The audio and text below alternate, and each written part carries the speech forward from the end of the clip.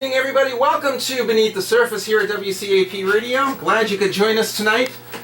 Beneath the Surface, where faith and reason meets. Every Monday evening between 10 and 11 p.m. Bringing a little sanity into our age of insanity, a little life into our culture of death. And we are broadcasting live from the WCAP studios at 9:80 a.m., which is live streamed through the internet on the WCAP website, as well as tunein.com, and then podcast through Archive, Podbeam, Breadbox Media, iTunes, iHearts, and other media outlets. Well, tonight, my fellow truth seekers, very special guest, Father Jurgen Liaas. Father Liaas is the senior priest of the Ordinariate, and he will explain exactly what that is. Senior priest at St. Patrick's in Stoneham, and tonight's topic is the Clergy Scandal and its relation to Humanae Vitae. Before I introduce our guest tonight, our phone number, if you want to get involved in our conversation, we'd love to have you, 978-454-4980. That's 978-454-4980.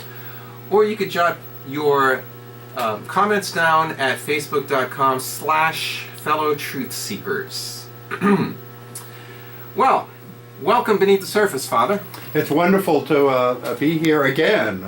Yeah, now you were here as a guest around 3 or 4 years ago? Yes, just very shortly after I became a Catholic, and I believe at that point just recently ordained a Catholic priest. Okay, so then why don't you tell a little bit of your story before we get into all of the serious stuff. You began as an Episcopalian. I was an Episcopal priest for 40 years, mostly working in the Boston area and various communities. And I sort of was coming towards the retirement age. Yeah. And I had been thinking for a long time over my Episcopal life. I mean, I was a bit of a minority voice in the Episcopal Church. I was the founder of our Episcopal pro-life organization, and that was a pretty lonely project in the Episcopal Church, which by and large I would probably say most Episcopalians and most Episcopal priests are, quote, pro-choice. If I may interrupt, isn't there a sort of a split in the Episcopal Church? Some are more conservative and some are more liberal, or is it like 90-10? Well, I think at this point, I don't know. I have no idea. Clearly, the direction of the Episcopal Church as a whole has become more and more. It completely embraces almost all the sort of what you'd call liberal agendas, whether it be feminist agendas, homosexual agendas, and that's the shift. Now there are in the Episcopal Church faithful priests who are trying to maintain a more biblical and orthodox faith, but they're a small section. Also, there was a significant split within the Episcopal Church back in the about 2005, 6, 7, 8. Does that have to do with homosexuality or women priests? Well, there were splits earlier too. There's been kind of breaking off groups from the Episcopal Church. I think there's something like 30 different groups in the American Episcopal Church who are American Anglican spectrum who have broken off from the Episcopal Church over the last 25, 30 years on a variety of issues. And it's hard to say what exactly issues are, because I mean, I actually left the Episcopal Church 3 years before I became a Catholic, and became part of this group called the Anglican Church of North America, which was mostly a network of more conservative, traditionally minded Orthodox Anglicans. So as you were feeling a little lonely, you found like-minded Episcopals. Yeah. Okay, so then how did you evolve out of that to? Well, in a way, that was very clarifying for me, because this is what Protestants do. If they have a fight about some doctrinal point, they usually split. Yes. I mean, even if you go around every New England town, you'll see the first Unitarian church, and over here the first Universalist church and the first Congregational church. Originally, they were all the same church. Yes. But Protestants split. But to me, that was what was clarifying. I said, this is this is how Protestants do church. Yes. And I really came to the conclusion that that's not faithful. Well, look at John 17, chapter 17 of John, when he was praying to the Father, please let them be one as I am with you, Father, to remain one in me as I am in you. Christ wanted the church to be unified. He wanted it to be one church. And the question is, what does that look like, and is that possible? Is that just a prayer he prayed and that has had no fruit to it? Right. But in fact, I came more and more convinced that the Catholic Church, in its understanding of the unity of the Church, centered on the Pope, centered on a magisterium, and an unbroken line of succession all from that, the all apostles. that. Yeah. And so I felt more and more that just that, in a way, the split was the final clarification of my own Catholic sensibilities. But simultaneously to that, Pope Benedict established a special provision. In 2009, he wrote an apostolic constitution, it's called, which is in the kind of hierarchy of papal documents. The only thing higher than an apostolic constitution is an infallible dogma. So it was a pretty serious gesture on his part. And in that constitution, he created a structure within the Catholic Church for Anglicans, or as we call them in this country, Episcopalians, but they're people, the roots of that, the Church of England, the split from Henry VIII. Began with Henry VIII. Yeah, right. Yeah. All of that. You do a whole show on that one.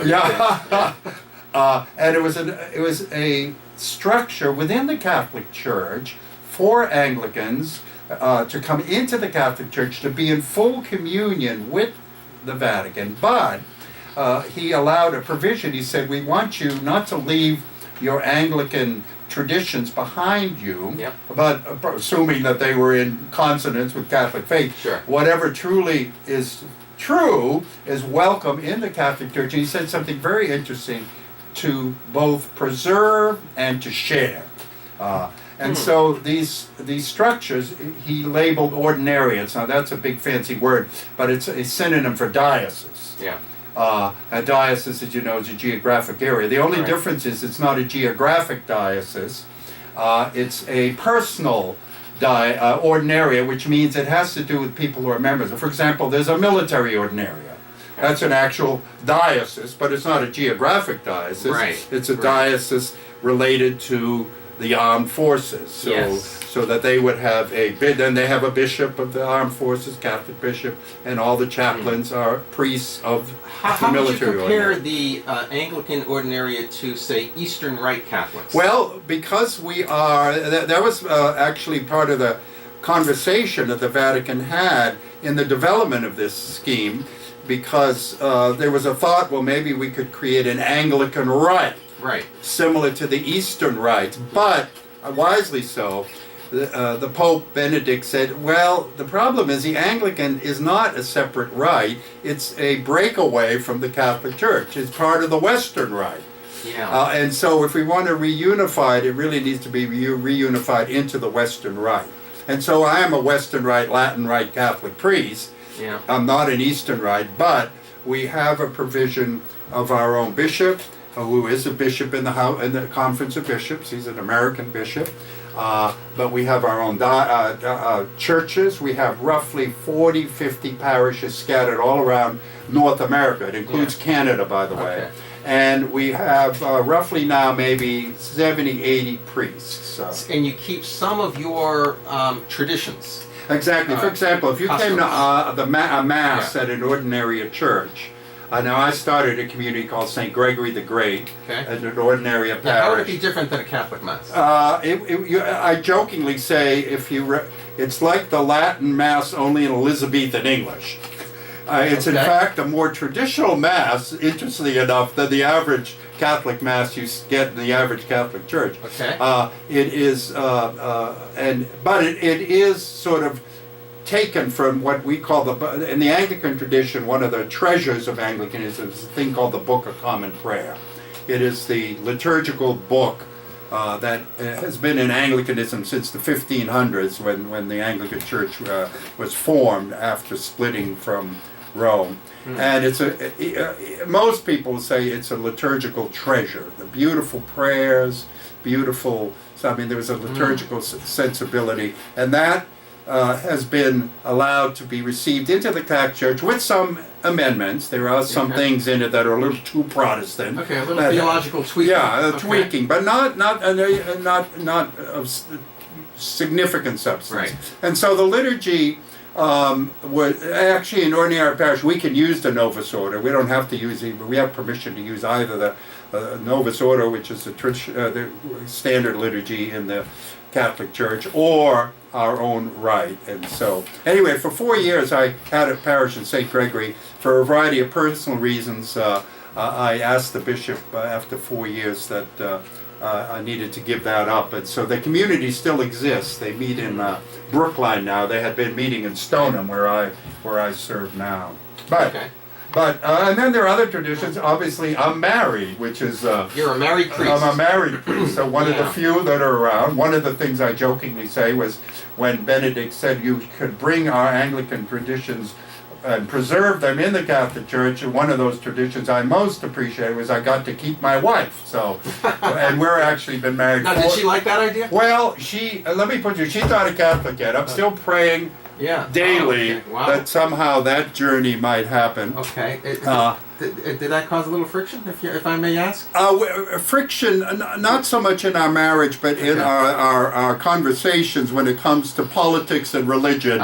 She's very liberal. And so now you've heard of Scott and Kimberly Hunt. Yeah. Story about how he converted and she didn't yet. I know. Lots of friction going on. So I'm hoping, but we've been together 49 years, and our political and religious differences were there long before I became a Catholic. So we've survived 49 years. I would say if my marriage worked, any marriage can work. I'm convinced that you have to work at it. Yeah. But we're almost 49 years actually next week.